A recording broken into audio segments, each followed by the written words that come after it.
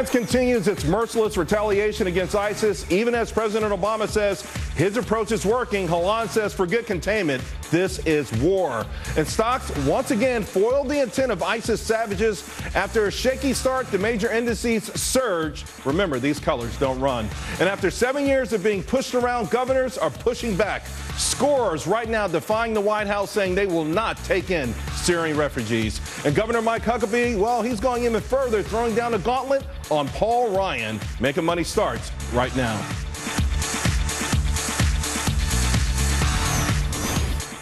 Breaking news for you right now. More than a dozen governors vowing to reject Syrian refugees from entering their states. Fox Business's Jeff Flock has the latest. Jeff, these guys are coming fast and furious. Well, they keep going and have grown throughout the day, Charles. We're over 20 plus that say they don't want Syrian refugees, but now the number is 16 that say they are specifically going to bar them. Got a map that show you which of those state governors has said no to Syrian refugees. They say the screening process cannot ensure that they're not terrorists coming in.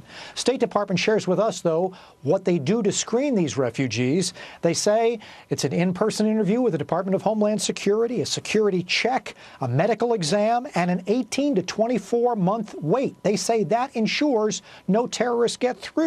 They also point out that we've had literally hundreds of thousands of refugees already come in from so-called high-risk countries like Iraq and Iran and Syria.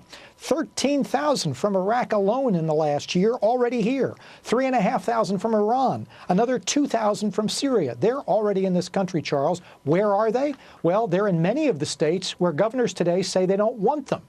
Specifically, although California and Texas have the most refugees in the past year from Syria, Michigan and Illinois both today saying they don't want Syrian refugees. Well, surprise, they're already here. And a battle could be shaping up on states' rights, whether or not these governors have the right to exclude these refugees. Some people say they'll be subject to an anti-discrimination lawsuit. If they do it, the federal courts may order them to take these refugees in. Charles. Thank you very, very much, Jeff Flock. Republican presidential candidate Mike Huckabee slamming President Obama's leadership today, calling his response to the Paris attacks wimpish and amateurish. Governor Huckabee also blasting Speaker Paul Ryan. He tweeted, if Speaker Ryan will not lead and reject the importation of those fleeing the Middle East, he needs to step down today and let someone else lead. Governor Huckabee joins me now. All right, Governor, first, I got to get your thoughts on this mass rejection by governors pushing back against the White House, and not all GOP governors, by the way, with respect to Syrian refugees. Well, they're doing the right thing for their states. The governors were elected to protect their states. The president clearly is not putting the American people's protection first. He's more interested in protecting the reputation of Islam than he is America. And that's a tragic position that governors are having to step up and say, look, until we know that there's some vetting process, it's one thing to take women and children, but to take young men who very well could turn out to be Boston bombers or inflict something like we've just seen in Paris, no thank you. My gosh, Charles, think about this. The left-wing socialist president of France has closed the borders of France and has launched an all-out war against ISIS, and our president says we're going to invite several 100,000 refugees to come to America. Look, we've got a Cub Scout for a commander-in-chief, and when I said that on Facebook today, I had an extraordinary level of pushback. People really upset with me, but they were upset because they said it was an insult to the Cub Scouts. You know, here's the thing, though, Governor Huckabee.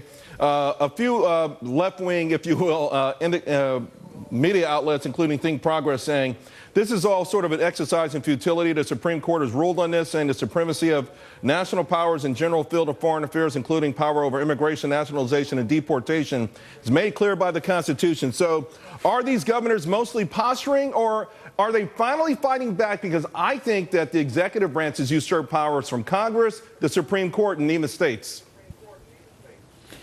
Charles, when I took civics in high school, as most of us did, I learned there were 3 branches of government, not one. And I learned that the Supreme Court is not the supreme branch, and it certainly isn't the supreme being. This nonsense that the courts can make law and can force things. Well, here's what Andrew Jackson said when the court tried to tell him what he was going to do. He said, come and let them enforce it. Look, the fact is we have for a long time pretended that there was something like judicial supremacy. The courts ruled and it's the law of the land. Well, it isn't just because the courts rule. Those governors have every right to protect their states. And one of the things that I think people need to recognize is that, look, if the Democrats like Hillary and Bernie Sanders and Martin O'Malley, if they believe that refugees are a great idea, let's ask Hillary how many are going to be put in Chappaqua. Let's ask Bernie Sanders how many are going to Vermont. Let's see how many thousands will go to Baltimore. And let's send some to the Upper East Side of Manhattan, and some to Hollywood, and some to Georgetown, right in the heart of Washington, D.C. You know, why is it that liberals are so interested in making sure that we pretend that this is a matter of compassion, but they're not willing to say, please come into our gated neighborhoods and live next door to us, because they don't know whether or not they're really refugees or whether they're terrorists in hiding. And, you know, Governor, not only do they not know, but to your point, they don't care because it's not NIMBY. It's not in their backyard. They're sending them to somebody else's backyard 10 states away. But having said that, you also threw down a gauntlet on Paul Ryan. You know, he's just only been in the speakership for a couple of weeks now. Will this be some sort of defining moment for him as well? It really will be, because if the president won't protect the American people, then it falls upon the Congress to do something, and they have the power. Some people were saying, well, what can he do? Well, I'll tell you what he can do. He's the Speaker of the House, and the Republicans are in the majority. Cut the purse strings. Defund the notion that we can pay for all of this. By the way, we're broke. We got $19 trillion of debt. We can't afford to bring in people. We've got millions of Americans who don't have jobs, don't have decent places to live, homeless people. So exactly where are these folks going to live? Who's going to house them? Who's going to feed them? Who's going to take care? I mean, look, if we really are into a humanitarian effort, let's do it in the Middle East. Let's put these refugee camps in a place where the people who will be going into them are familiar with the culture, the language, and the climate. Bringing them here would be incredibly disruptive, not only to us, but disruptive to them. Right. Let's make some contributions to Franklin Graham's organization, Samaritan's Purse, and work toward a Christian haven somewhere in the Middle East. But this notion of just bringing them indiscriminately to America, that's nuts. Would a President Huckabee actually also force our Arab allies like Saudi Arabia to take them in? Because I've seen photographs of tent cities with air conditioners without a single resident. Absolutely. Look, it's ridiculous to be asking the United States and European countries to take these refugees and the Saudis not take any. And the best they've done is said, we'll build some mosque for you in Germany. That's nonsense. The Saudis are obscenely rich because of America, as are the folks of the UAE and Kuwait. So let's just say, look, here's the deal. You're going to take those refugees. We'll help you with some funds for food and some shelter. But they're going to be in your backyard, not ours. Well, it only stands to reason. I do want to ask you, because there's a call, if you will, to screen Syrian refugees based on religion. Today, President Obama was furious. He actually blasted the idea. Let's take a listen. When I hear folks say that, well, maybe we should just admit the Christians but not the Muslims. When I hear political leaders suggesting that there would be a religious test, that's shameful. That's not American. Governor Huckabee, what's your take on that? I don't think you impose a religious test. This isn't about whether you check to find out what their faith is, because they might not be honest with you anyway. I'm just saying that we shouldn't be importing people from the Middle East right now because we don't have a good process to determine who they are. But here's what I don't understand. The president gets all hot and bothered and gets his, hot under the collar because somebody suggests that we might want to protect Americans first and foremost. Again, I would just want to point out, how embarrassing is it that the president of France, for God's sake, is showing the kind of spine and backbone and saying, we're going to war against these animals, we're going to hunt them down and kill them, and Obama is saying, we better worry about climate change. And by the way, while France is closing its borders, our president wants to close Gitmo. We need to bring some more people into Gitmo and house them there, not turn them loose.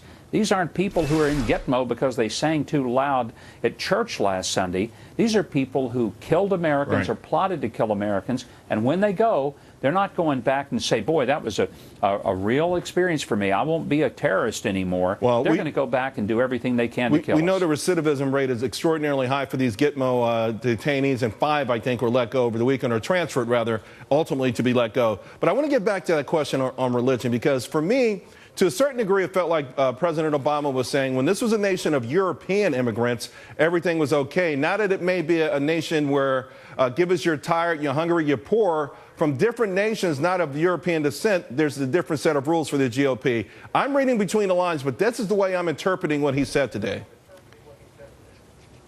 Well, I don't think that's what it is. I think this president just is so defensive of anything that is Islam that he just cannot bring himself. And obviously neither can Hillary, neither can Bernie Sanders, neither can Martin O'Malley, to admit that the jihadists are Islamic radicals, and that what drives them. The president today made this ridiculous statement in his press conference. He said something like, we want to get to the underlying problem. Charles, the underlying problem is their radical interpretation of the Quran and their radical desire to take us back to the 7th century for their religious reasons.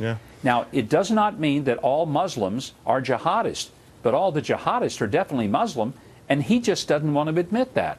Well, I tell you what, sir, and you brought it up, I hope one of them does. I mean, what we've seen over and over again, these horrific events have been absolutely just mind-blowing, and the idea that you can't admit that there's some radicalism involved in this is mind-blowing.